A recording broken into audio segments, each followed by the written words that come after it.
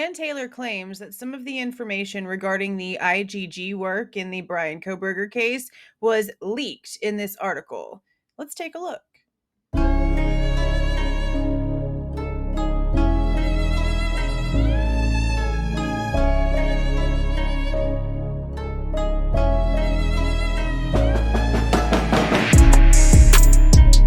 Hey guys, this is Jules with True Crime Reactions. Disclaimer. Everything stated in this video is my opinion and my opinion only. And just like everything else in these cases we discuss here on this channel, everything is alleged.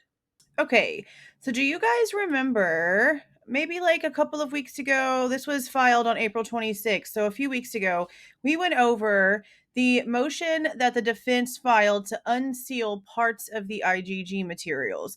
In this document, the two articles that were listed was one from Slate.com from back on like January 10th of 2023, so less than 2 weeks after Bryan Kohberger's arrest. Now, they are also mentioning the Zodiac killer case when it comes to like articles and references into how IGG is used when it comes to criminal cases and solving cold cases, murders, things like that.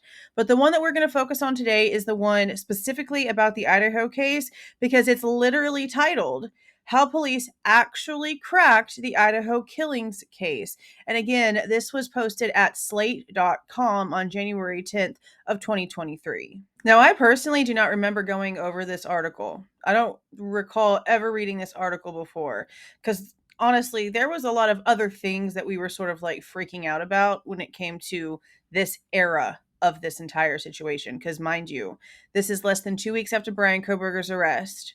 So this is around the time that the PCA was getting released and a whole bunch of people were starting to ask a whole bunch of questions because all of a sudden we went to, oh my gosh, they were all asleep in their beds and no one saw it coming and no one heard anything and no one saw anything, to all of a sudden, no, maybe one out of the four were actually asleep, maybe at the time that they were attacked, but we definitely do not have a situation where they were all asleep. And oh, now there's a knife sheath that was also found at the scene. And oh, one of the other roommates actually saw somebody walking through the house and they gave a description. And oh, wow, we just have like this whole entire different narrative, including a time switch. It was a lot.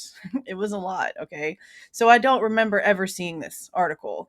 And I still haven't read it, even though we talked about it whenever we went through the document itself. I knew that I wanted to do a video on it and, again, reaction channel. So let's go ahead and go through this article together, see exactly why, or see if we can at least try to figure out the reason why Ann Taylor is very specifically wanting this article to be part of the record. How police actually cracked the Idaho killings case. Investigators used forensic genealogy to zero in on suspect Bryan Kohberger, but they aren't saying so. And this was written by a girl named Heather Tal Murphy, January 10th, 2023. Around 4 a.m. on November 13th, a masked man broke into a house about a mile from the University of Idaho campus and stabbed 4 students. Then he walked past a stunned, surviving roommate and left. By the time police arrived, Kaylee Goncalves and Maddie Mogen, two 21-year-old best friends, and Ethan Chapin and Xana Kernodle, two 20-year-olds who were dating, were dead. Early on in the investigation, the Moscow Police Department became interested in a white Hyundai Elantra that surveillance footage had captured near the house that morning. Police compiled lists of white Hyundai Elantras spanning from 2011 to 2016 that were registered at local universities and instructed officers to search for still more. An affidavit released last week revealed that on November 29th, just 2 weeks after the crime, these techniques succeeded in identifying a 2015 Elantra registered to Bryan Kohberger, a 28-year-old criminology student at nearby Washington State University. Yep, we have that in the probable cause affidavit. It was around midnight that a security guard or someone of that authority at WSU was looking in the database and saw that there was one registered to Bryan, and I guess like where the person lived, because within like 30 minutes it says there was another police officer that actually put eyes on the actual vehicle in the parking lot of the Steptoe Apartments where Bryan Kohberger lived. But that's like it, guys. When it comes to like the 11/29 date, that's pretty much it, because we find out that they were like surveilling other people and stealing cigarette butts from places in order to do DNA testing on it for things, okay? And as far as we understand, and as far as anything that we know up until like at this point, Bryan Kohberger doesn't smoke cigarettes. So we don't know who it was else that they were surveilling and trying to get information from at this time, because we have to remember Bryan Kohberger left, went all the way across the country, okay? We're still like 50-50. Who knows what the hell was really going on with those Indiana stops, because I don't understand, if they had eyes on him, why they waited to get DNA to match all the way at his parents' house. All the things that make no sense that we've talked about here before. There's just no point in going back through all of it right now, especially since I'm still in the middle of getting together my huge going back over the PCA video that's going to include now all of the actual information that we have all this time later. And I know it's taken me a while, guys, but it's going to be long and detailed. So when it comes to that, a November 29th date, that's like a very specific date they have for him when it comes to the PCA and them seeing the car. But then they really don't show us that they have eyes on him in the vehicle again until the traffic stops. But then they want us to believe that those traffic stops aren't related. So then in reality, they don't really have eyes on him until he's back in Pennsylvania.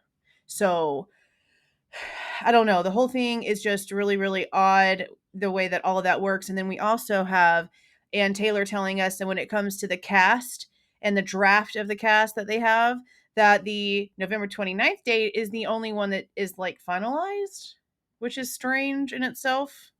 So yeah. And yet, it would be another month before police arrested Kohberger and charged him with the murders. See, like a long span in between all that time. All the while, investigators would keep pleading for more tips about elantras. That's because it was not Kohberger's elantra that had elevated him to a priority person of interest.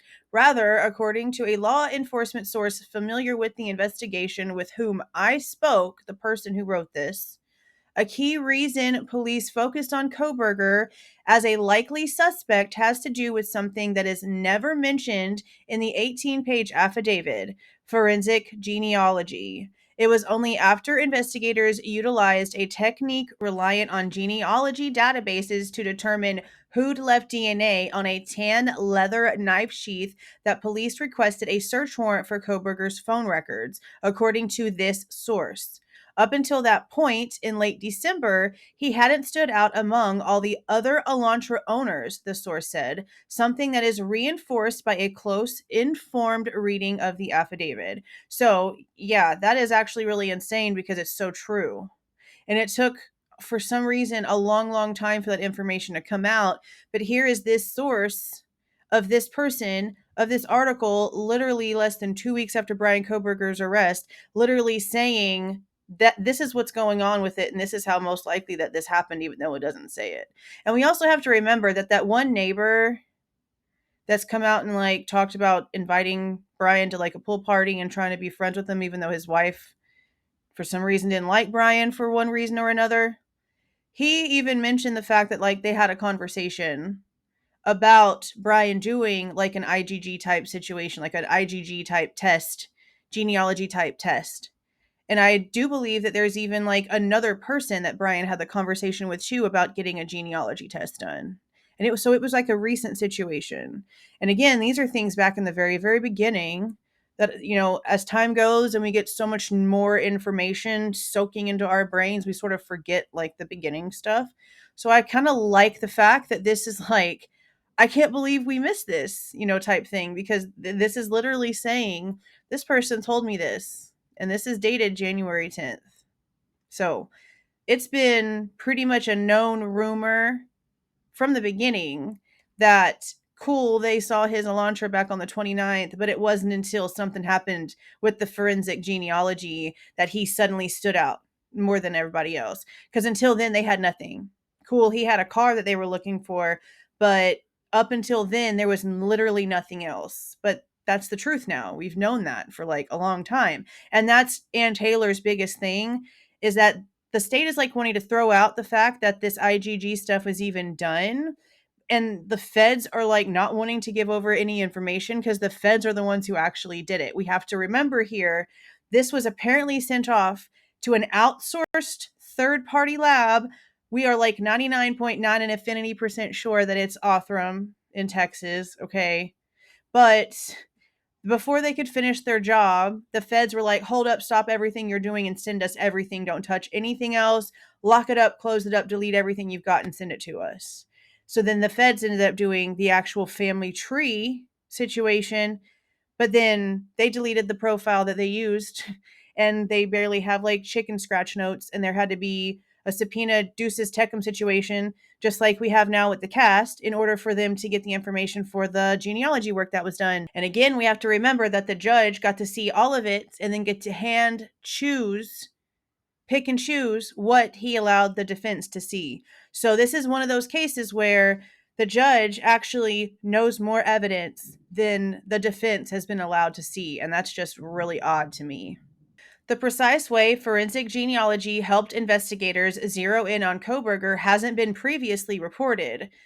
Facts, because it did take us a while. This is one of the most high-profile cases in which this relatively new, ethically contentious method has been used so soon after a crime has been committed, and it will likely influence how law enforcement approaches it going forward. That's true. Because normally this kind of stuff is used for cold cases. And it's not just like a cold case that's like 2 years old. I mean like 20 years, like 2 decades type cold cases. So for this to be being used again, this is like one of the things about this case that is like next level, because not only are they doing like next level stuff with like the Pharaoh scanning, and when it comes to like the cast and what they're claiming that like Cy Ray can do with his technology, and the fact that this is going to be the first time that he in all of his career is trying to give some sort of testimony for the defense instead of the prosecution. Like there's a lot of like high tech firsts that's going to let a lot of secrets out. And that's what we've been talking about here. And that's what it seems like a lot of people are talking about.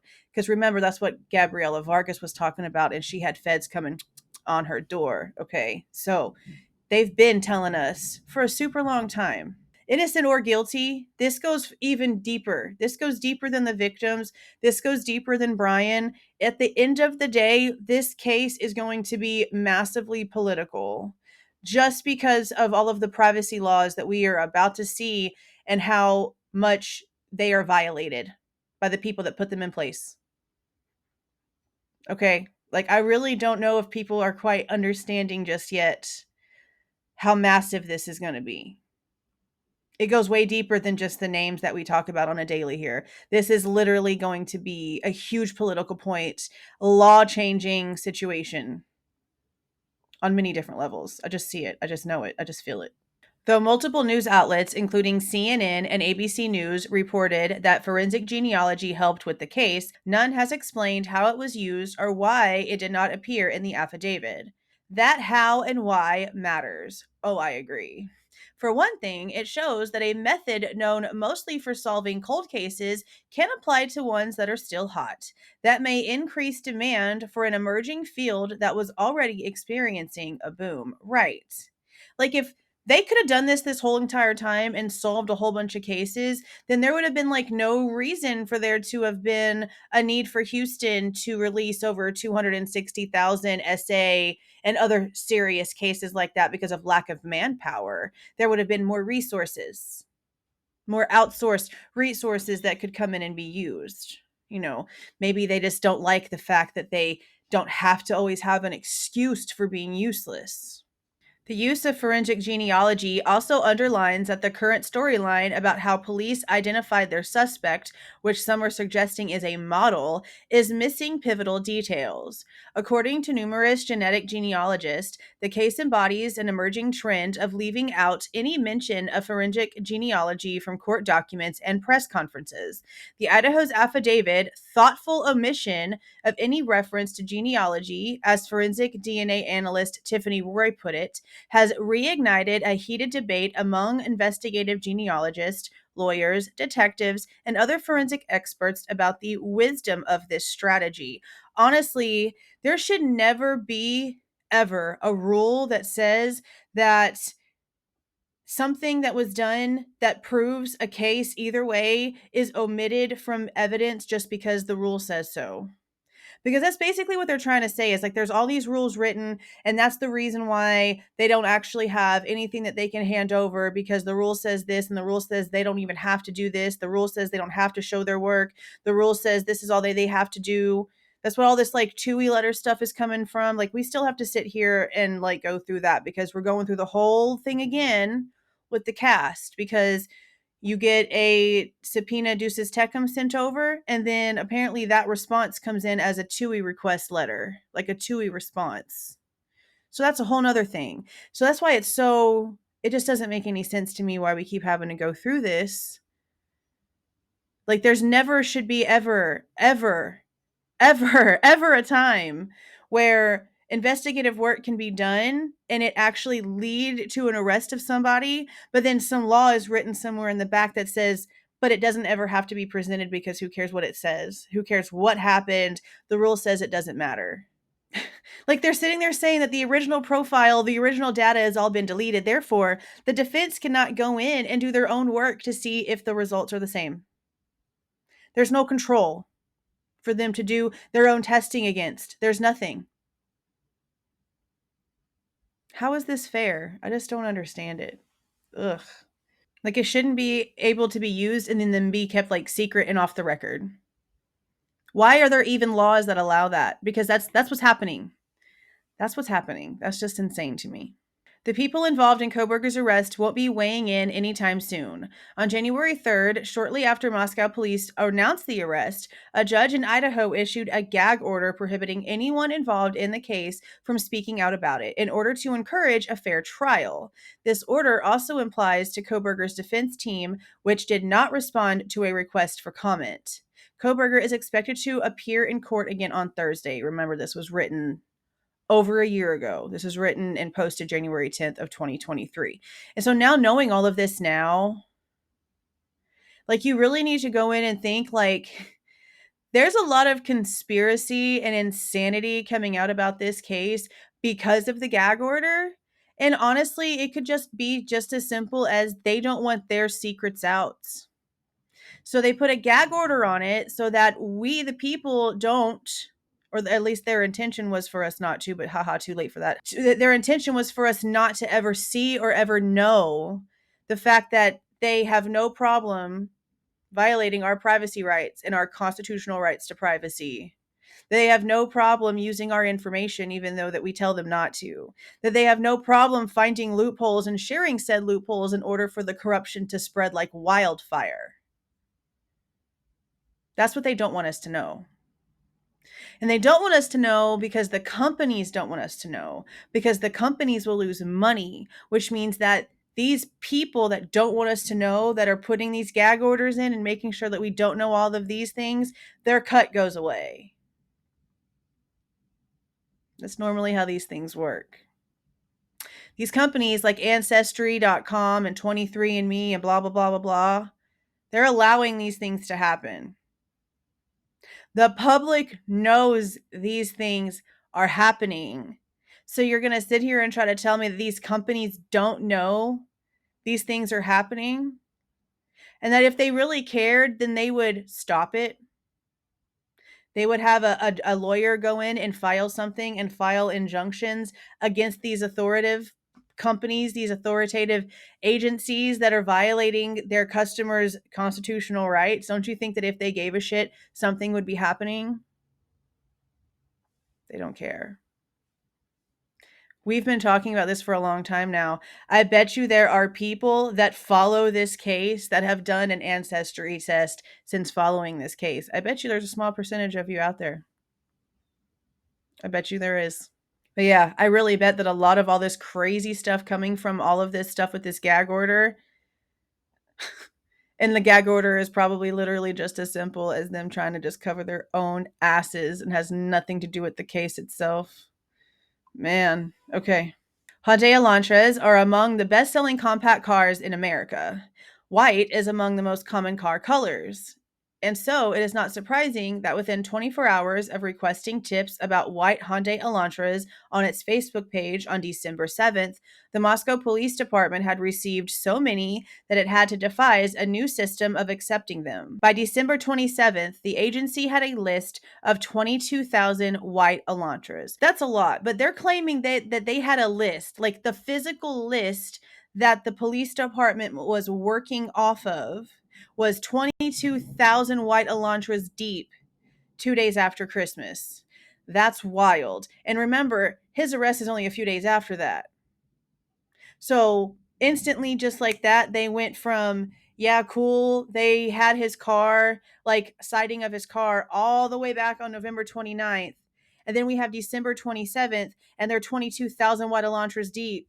And then all of a sudden, a couple of days later, oh, nope, it's him. That's crazy. One of the ways investigators whittled down the vehicle's owners was by looking for associated mobile phones that pinged cell towers near the crime scene around the time of the murder. Kohberger failed to stand out in that way, according to the affidavit. Well, that's because, according to the affidavit, they're claiming that Kohberger's phone was not reporting to the network. And yes, we will be going through the alibi again after we do the more detailed PCA videos. A query of the 8458 phone in these returns did not show the 8458 phone utilizing a cellular tower resource in close proximity to the King Road residence between 3 and 5 a.m. Brett Payne, Moscow Police Department's lead investigator, wrote, referring to Kohberger's phone. What this likely meant was that there was no immediate reason to prioritize Kohberger over other Elantra owners.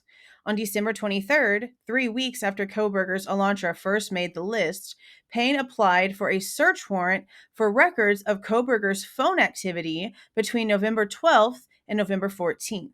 The results helped convince Payne that Kohberger was the Elantra owner he was looking for after all. And remember, this is body cam footage from whenever he was pulled over in Indiana. This is the Hancock County, Indiana traffic stop on December 15th of 2022. The route of travel of the 8458 phone during the early morning hours of November 13th, 2022, and the lack of the 8458 phone reporting to AT&T, between 2:47 a.m. and 4:48 a.m. is consistent with Kohberger attempting to conceal his location during the quadruple homicide that occurred at the King Road residence, he wrote. Okay, so yeah, that is saying not reporting to the network whatsoever at that time, but that does not mean on purpose. It doesn't. So the question is, what happened shortly before Christmas that refocused Payne's attention to this particular Elantra owner? The answer, according to the source familiar with the investigation, is partly that the officer got back the results from a forensic genealogy team. See, we were told that it was the feds that took it over from Othram and that they gave Moscow a very small family tree, is how we were told. Okay. As court documents state, during his exploration of the house, Payne found a leather knife sheath stamped with a Marine Corps eagle containing a single source male DNA on its button snap. That's not true. The PCA makes it sound as if Payne did not see the sheath whenever he was originally walking through the house, and it's more like he's looking at it for the first time through, like, photos. That's what it seems like to me. Because look, honestly, let me tell you something. I find it really, really strange that it's like 4 hours after the 911 call and they're trying to say that the Indiana State like forensics team is just now starting to like get ready to go in there. I'm really wondering if the first responders actually had their own CSI, like the actual like Moscow PD CSI team, go in and collect evidence first. Because why would they let the knife sheath like just sit there for 4 hours before like the crime scene people came in? I don't know. I just feel like it's kind of strange, especially since it does make it sound as if he's not looking at like his actual memory of seeing the knife sheath as he's walking through the house. It's like later on in photos is whenever he sees it. So yeah, I'm just really wondering if like, I don't know, somebody, I think somebody took the knife sheath and already had it like put away in evidence by the time home dude was walking around the house, because it was a whole 4 hours. And even if not, they were still like walking around while the like CSI team was starting to go in. So I just know that it doesn't make it sound whatsoever as if he saw it with his own two eyeballs himself in that house on that walkthrough at all. And it definitely doesn't say that he's the one that found it, because no. Had their suspect been arrested for or convicted of a felony in one of the states that are aggressive about collecting DNA, officials might have found him by searching a criminal database.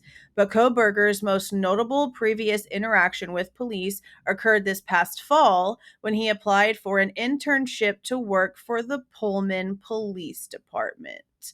And that's not WSU. Like, WSU is Washington State University campus security, and the Dawn Daniels person that is involved in the apartment warrant and the office warrant for Bryan Kohberger, she is a WSU officer. Pullman itself has its own police department. So he was not interning for WSU.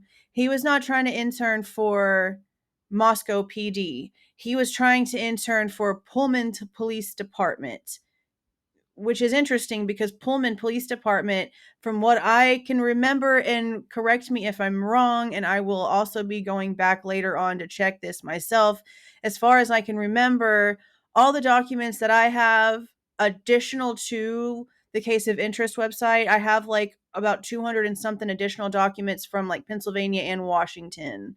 And I don't recall Pullman PD being a part of it.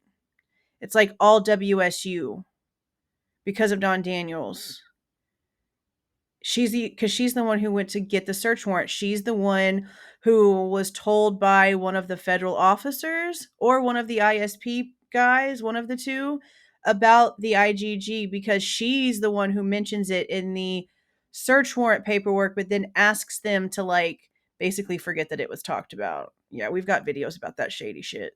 And so, in the end, investigators would turn to an alternative way of identifying DNA, which rose to prominence following the 2018 arrest of Joseph James D'Angelo, a former police officer, in what's widely referred to as the Golden State Killer case. After decades of dead ends, investigators helped triangulate the identity of the mystery man who terrorized California in the 70s and 80s, committing at least 13 murders and many more. Yeah. By using partial genetic matches to relatives in genealogy databases and building off an enormous family tree. Since then, law enforcement agencies across the country have used the technique to identify suspects and victims in hundreds of cases. Most of these cases went cold decades ago, but regardless of how long a lab has been storing the DNA, a first step involves processing the DNA in a way that enables an upload to a genealogy database. Upload meaning it has to be turned into a digital profile. Okay. This is not something police labs can do because genealogists rely on a different, essentially far more informative type of DNA analysis, said Samantha Blatt, a biological anthropologist at Idaho State University who has worked on forensic genealogy cases in Idaho. I wonder if she worked this one. Probably not, though, because the gag order probably wouldn't have allowed her to talk, right? Okay. Idaho State Police has a contract with Othram. Holy crap. This was talked about on January 10th. Where was this article? Holy crap. Oh my goodness. Oh my goodness. I am like, wow. Okay. Idaho State Police has a contract with Othram, a forensic genealogy company, to conduct genealogy testing, according to a July 2021 memo. Othram and the Idaho State Police Forensic Services declined to comment. Once the DNA profile is ready, it gets uploaded to GEDmatch or Family Tree DNA, if not both. These are two primary genealogy sites that permit some types of law enforcement searches. The FBI played a role in the forensic genealogy work in the Idaho case, according to the source familiar with the investigation, something several genealogists confirmed would be likely to happen in such a high-profile investigation. The FBI declined to comment, and Anthony Dollinger, spokesperson for the Moscow Police Department, wrote, "Due to the gag order issued by our judge, I am not allowed to discuss the case in any form." Man, they have this article is literally everything less than 2 weeks after his arrest that we all sort of freaked out about whenever Gabriela Vargas came on the stand, and we started even learning about this being even involved in this. And the insane part about all of this is that we've been being told by the state this entire time that they're supposed to file some sort of motion of limine that we learned about well over a year ago now at this point when it comes to all of this IGG stuff. And once again, another thing that I swear I've probably repeated about a dozen times at this point, once again, we are talking about this and the importance of it to this case and how detrimentally important it is to this case, and they still haven't filed it. All of this insane stuff and all of this information is going to get to the public and be part of what people know when it comes to this situation. And then right before trial, they're gonna file this motion, and it's gonna exclude everything. Okay? How are you just supposed to forget about this?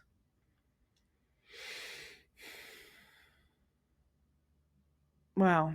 Regardless of who is conducting the investigation, genealogists look for partial matches, hoping to find relatives within the third cousin range.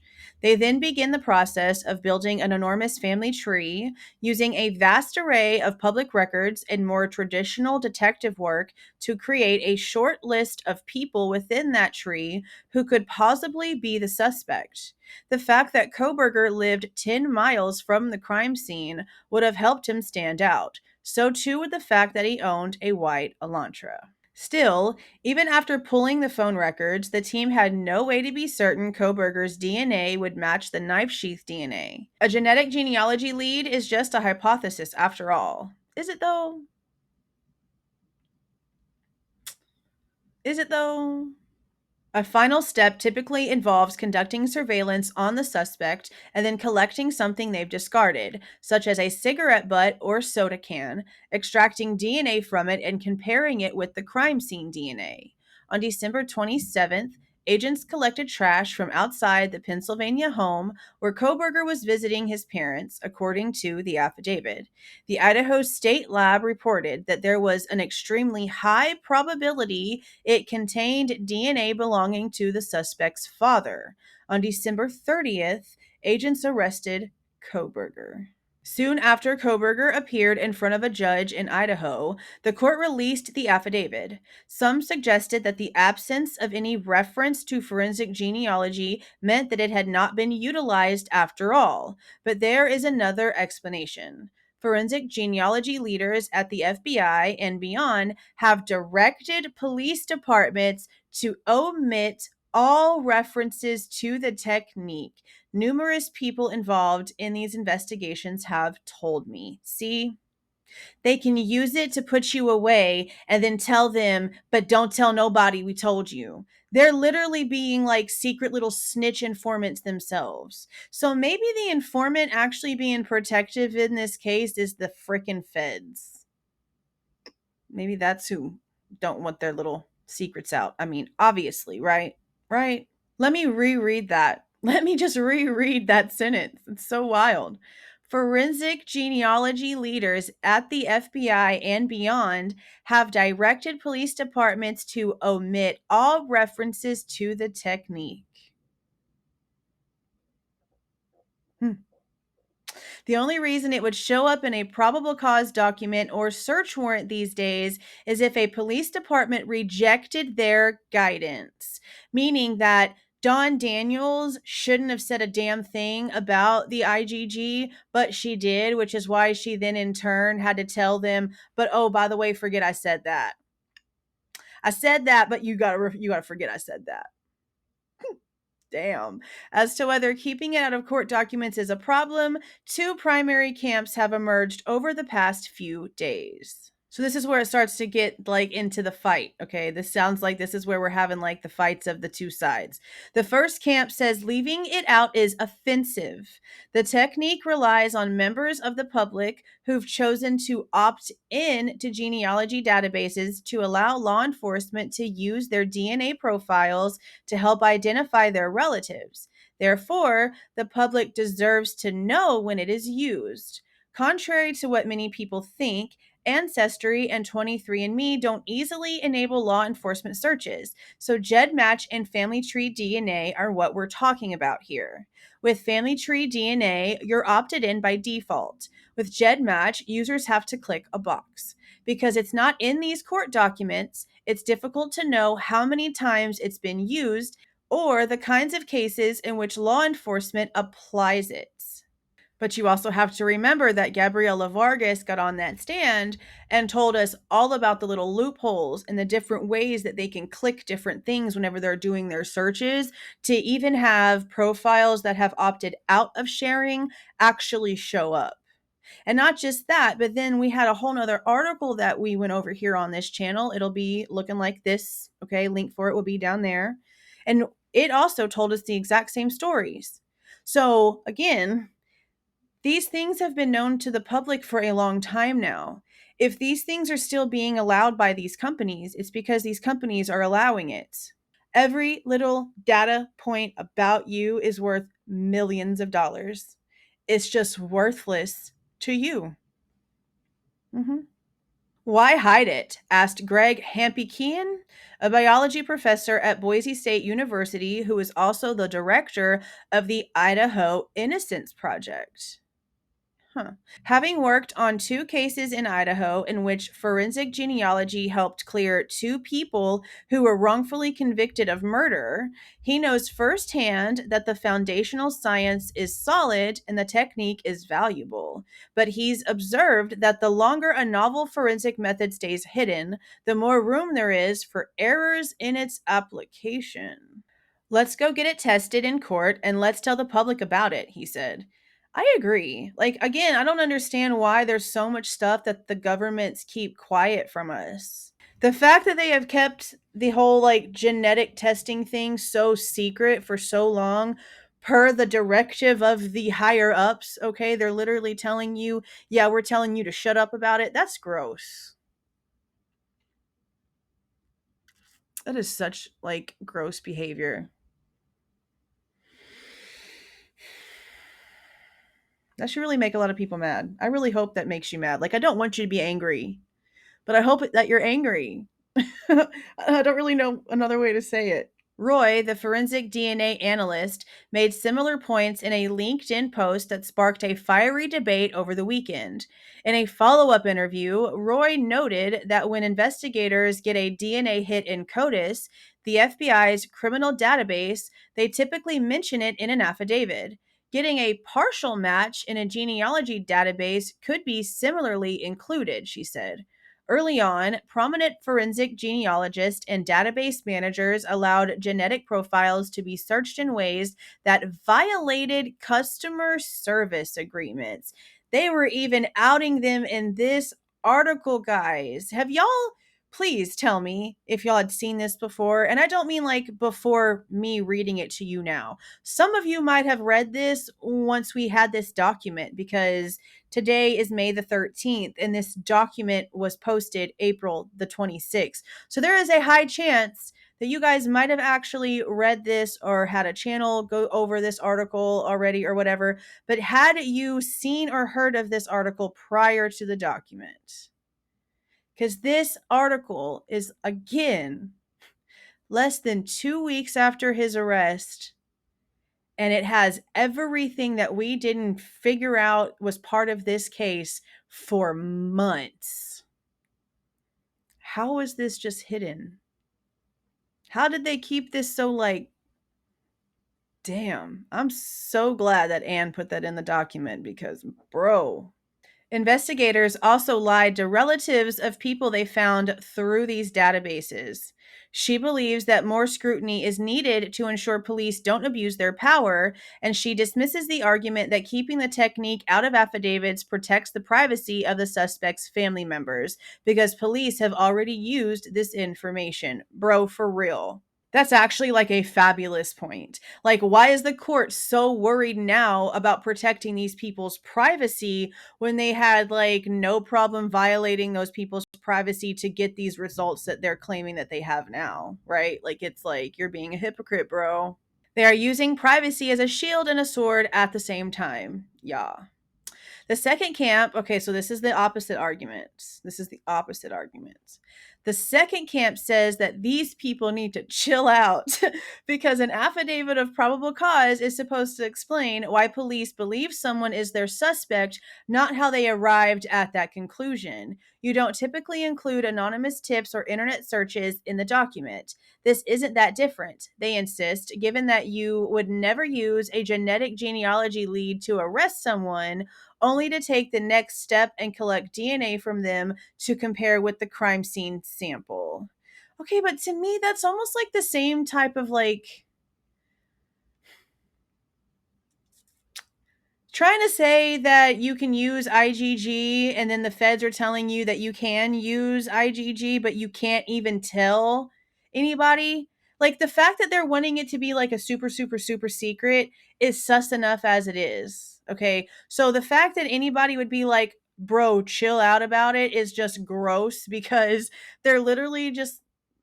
Ugh, I shouldn't even. I'm not even going to sit here and try to explain. My stance on this has got to be very clear at this point. But the fact they can sit here and say that it's still just a tip and it's not part of the investigation, because that's also been like part of the argument, but it's still all the same thing. It's all the same thing. They can use it, but they can't say that it's used it because it's not admissible evidence because the feds say that it's not. If they were not being told by the federal government to omit the information, then damn straight it would be admissible, because isn't the entire point that everything that is used one way or another, via it be to prove innocence or guilt, that it has to have a physical stance? Just like they're claiming that he can't just sit there and say, oh yeah, bro, I was just driving around. He has to have something that puts him there actually. Like he can't just say it. Something has to physically prove it. Well, something has to physically prove that this is what they did, okay? They have to. Because what happens whenever you have a genetic family tree, okay? They could have created that family tree from that DNA that they got out of that trash can. You realize that, right? They could have gotten the DNA out that trash can and just matched whatever they found to a family tree that was in the database and said, yep, this is what matches it. Okay, we don't know what they did. We don't know whenever they really got anything because they don't have anything to document anything. All we know is what they're telling us. And what we know is what they're telling us isn't making any sense, especially when it comes to the shadiness and the fact that they basically just want us to completely forget that all of this is even happening. They're sitting there telling us actively that they don't have half of what they used in the probable cause affidavit. Even to this day, they don't have it. They either don't have it at all or they only have a draft of it. I just don't understand what they possibly could have handed over to the grand jury. And that's like my biggest question here. And since an investigative genetic genealogy or IGG lead is not direct evidence, there is no reason for the jury to hear about the lead generated by IGG either, said David Gurney, the director of the Investigative Genetic Genealogy Center at Ramapo College, who is also part of the group that is developing standards for investigative genetic genealogists. Several prominent genealogists told me they agreed with him. Some within this second camp agree with the first camp that transparency is important, but affidavits are not the place for it, they say. Okay, and that's fine. Affidavits might not be the place for it, but why isn't the courtroom the place for it? Like, I don't really care too much that it's not in the affidavit. If the affidavit is literally just to get him arrested, like I understand that it's a huge deal, okay? But they have like all these other circumstantial things, right? And we've seen people arrested for less. All right. Sometimes they get let go, sometimes they don't. But we've seen people arrested for less, right? The whole point is what they really, really have at the end. And okay, cool. You might not want the IGG stuff in the affidavit for some freaking reason. I don't understand. I don't get that. They're going to have to make that like super clear to me because I'm not getting it at all. If you're doing things all shady in the first place, you're already violating people's privacy. So I don't know what you're so worried about now, except for your own self getting caught up. That's the only thing that I can see, right? But if the whole point is that y'all don't want it in the affidavit, fine. Put it in the courtroom. The public doesn't have to see the people's names that are affiliated with this person. We just need to know that both sides have done the work and are able to see everything without it being hidden. One strange consequence of the current policy is that even Kohberger's relatives may never know that their DNA profiles contributed to his arrest. That's because most genealogists' approach is not to tell them. And if they are distant cousins, they might not recognize his name. Several genealogists I talked to made the case that people would rather not know they are related to suspected killers. And okay, so it's okay if you violate their privacy as long as you don't tell them because they don't want to know anyway? That's the argument? Bro. John Hogan, a death investigator and business owner in Lowndes County, Georgia, disagrees. Good. Hogan learned that his DNA profile helped arrest a second cousin for murder in 2019 only after a reporter told him. If they took the time to use something that is a part of me, I need to know that something that is part of me is used, he said in a phone interview.